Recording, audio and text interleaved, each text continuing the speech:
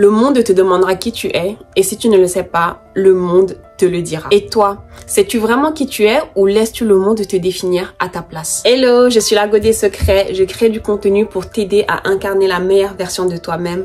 Bienvenue sur ma chaîne. Aujourd'hui, on parlera de la connaissance de soi et du lien avec ta confiance en toi. On commencera d'abord par définir ce qu'est la connaissance de soi et en quoi c'est hyper important. Puis on verra ce que ça implique d'apprendre à se connaître. Et puis on terminera par ce que tu peux faire concrètement dès aujourd'hui pour apprendre à mieux te connaître et à développer ta confiance en toi. Si tu veux avoir plus confiance en toi, il y a un passage obligatoire, un passage absolument primordial que tu dois faire, c'est que tu dois apprendre à te connaître. Tu dois savoir qui tu es. Parce que comment tu vas avoir plus confiance en toi si tu ne te connais pas? Chercher à avoir confiance en soi sans avoir une connaissance profonde de soi-même, c'est comme essayer de construire une maison sans plan ni fondation solide. Au moindre coup de vent, la maison va s'effondrer. C'est pareil pour ta confiance en toi. Si tu n'apprends pas à te connaître, si tu n'apprends pas à savoir qui tu es, si tu n'apprends pas à savoir comment est-ce que tu fonctionnes, à la moindre critique, à la moindre remarque, au moindre mal-être, au moindre couac dans ta vie, tu vas t'effondrer. Tu dois te comprendre, tu dois t'étudier et ce, en permanence. Une fois que tu sais qui tu es, plus personne ne peut venir te dire quoi que ce soit. Plus personne ne peut venir te déstabiliser avec des futilités. Si tu ne sais pas qui tu es, ce sont les autres, c'est le monde qui te dira qui tu es. Ils te diront comment t'habiller, comment penser, comment te comporter et pire encore, ils te diront ce à quoi tu dois croire. Et tu croiras en tout, sauf en toi-même. Alors, c'est quoi la connaissance de soi? La connaissance de soi est la compréhension approfondie de tes propres attributs, de tes propres particularités, tes valeurs, de tes émotions, de tes forces, de tes faiblesses. C'est ça qui va te permettre de prendre des décisions plus claires, de te fixer des objectifs qui sont alignés avec tes aspirations, avec tes ambitions. Le fait d'apprendre à mieux te connaître va aussi t'aider à gérer tes émotions et tes réactions émotionnelles de manière plus efficace. Le fait d'apprendre à te connaître et à te comprendre va aussi t'aider à tisser des relations plus saines. Ça va t'aider à être plus authentique, tant avec les autres qu'avec toi-même. Ça va t'aider à vivre une vie plus authentique. En résumé, apprendre à te connaître va vraiment t'aider à vivre une vie plus épanouie, plus en accord avec tes valeurs et tes aspirations. Parce que pense à ça, si tu ne sais pas qui tu es, comment tu vas savoir ce que tu veux dans la vie? Comment tu veux savoir quelles sont tes envies, quelles sont tes aspirations, quels sont tes rêves si tu n'apprends pas à te connaître, si tu ne sais pas qui est cette personne? Si à l'heure d'aujourd'hui tu te sens perdu et que tu as l'impression de ne pas savoir qui tu es, il faut déjà que tu saches que qui tu es maintenant à l'heure actuelle est le résultat de l'influence extérieure. Tes amis, la famille, le monde, les croyances avec lesquelles tu as grandi et que tu as intégrées et qui ne t'appartiennent pas forcément. Sache que comme tu as intégré tout ça, toutes ces influences, toutes ces croyances qui ne t'appartiennent pas forcément et avec lesquelles tu n'es pas en accord, il est aussi possible de t'en détacher. Comme ça a pu entrer, eh ben, tu peux aussi les laisser partir et en trouver d'autres qui te correspondent plus et les remixer à ta sauce. Mais attention, quand tu vas commencer ce travail de je veux apprendre à me connaître, je veux savoir qui je suis, je veux déprogrammer tout ce qui a été programmé pendant toute ma vie jusqu'à maintenant, ton cerveau va te bloquer. Depuis ton enfance, tu es avec ce programme-là. Pourquoi est-ce que tu veux changer? Moi, je l'aime bien ce programme. Mais tu dois résister. Tu dois rediriger ton attention vers ce que tu veux vraiment. Tu dois en fait résister et combattre cette version de toi-même qui ne veut pas que tu partes, qui ne veut pas que tu apprennes à te connaître parce que en apprenant à te connaître, tu vas devenir une nouvelle personne. Et cette nouvelle personne, elle ne sera plus du tout en accord, elle ne sera peut-être plus du tout en lien avec l'ancienne version que tu étais. Et ça, ton cerveau ne veut pas. Parce qu'il est habitué à cette nouvelle version de toi-même.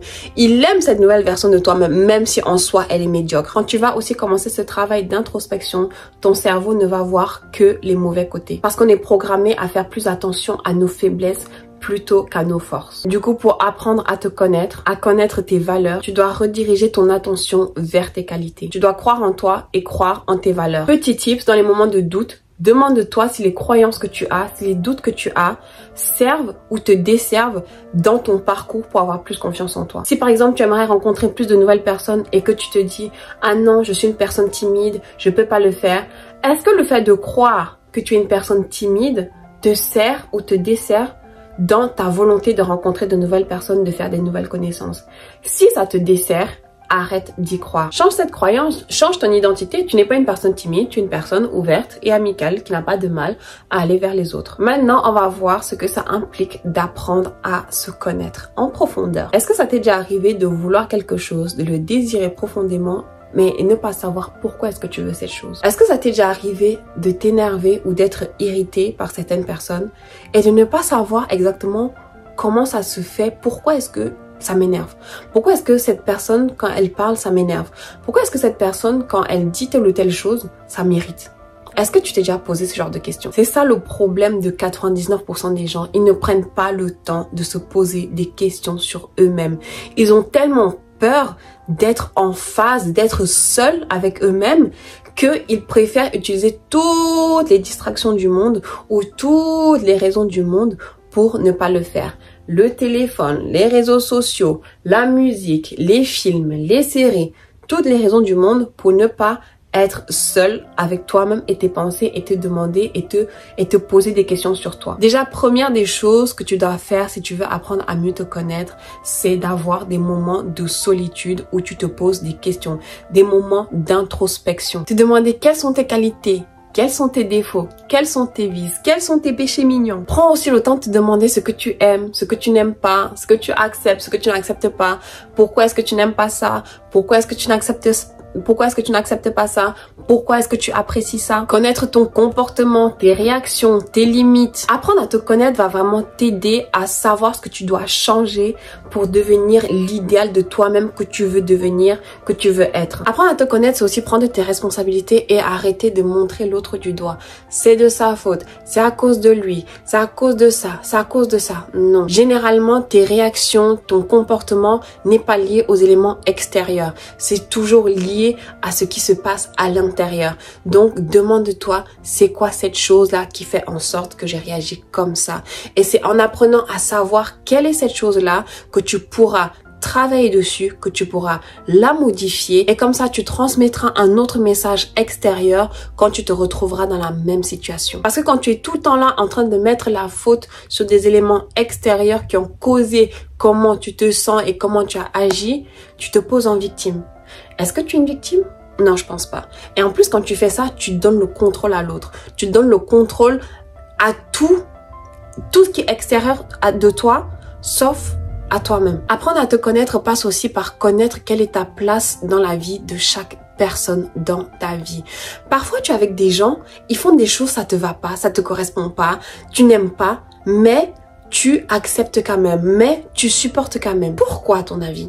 Est-ce que tu t'es déjà posé la question? Cette personne fait des choses, tu n'es pas aligné avec, ce n'est pas aligné avec la personne que tu aspires à devenir, ce n'est pas aligné avec qui tu es ou bien qui tu aspires à être, mais tu acceptes. Qu'est-ce que ça dit de toi? On dit que tu es la moyenne des 5 personnes que tu côtoies le plus. Est-ce que les 5 personnes qui sont autour de toi te correspondent? Est-ce que tu as appris à te connaître au point où tu sais qui tu es et tu sais aussi qui tu as autour de toi. Apprendre à te connaître va te permettre de croire en toi-même quand le monde entier ne le fera pas.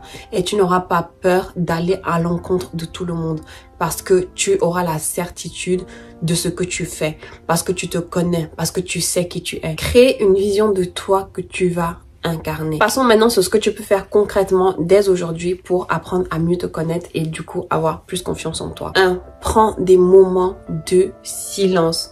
Prends même 5 minutes chaque jour où tu te poses et où tu te poses des questions. Peut-être même le soir, prends le temps de voir un peu ta journée, comment ça s'est passé, comment tu te sentais, pourquoi tu te sentais comme ça, qu'est-ce qui s'est passé, avec qui est-ce que tu as parlé, qu'est-ce que tu as aimé, qu'est-ce que tu n'as pas aimé. Prends aussi le temps d'écrire comment est-ce que tu es, quelles sont tes qualités, quels sont tes défauts, quels sont tes vices, quelles sont tes envies, quels sont tes besoins. Prends le temps d'écrire et de les connaître. Prends également le temps d'écrire ce que tu veux, qui est-ce que tu veux devenir, qui est-ce que tu as envie d'être, qu'est-ce que tu as envie de faire, à quoi est-ce que tu aspires. C'est hyper important parce que à partir de là, tu peux savoir où est-ce que tu en es aujourd'hui, comment tu te sens aujourd'hui et qu'est-ce qu'il faut faire pour que tu arrives au niveau de cette personne-là que tu as envie de devenir. C'est à toi de construire ta propre réalité sur toi-même. C'est à toi de définir qui tu es. C'est à toi de définir ce que tu veux. Et ne laisse personne d'autre, personne te voler ça. Ne laisse personne définir ta réalité. Ne laisse personne définir qui tu es. Avoir confiance en soi, ce n'est pas facile. Et une des clés, c'est vraiment apprendre à te connaître et à te respecter. N'oublie pas que personne ne peut définir ta réalité, ta valeur, à ta place. Ta réalité, c'est à toi de la construire. Voilà les filles, c'est tout pour aujourd'hui. Merci d'avoir regardé la vidéo et je te dis à la semaine prochaine pour une nouvelle vidéo.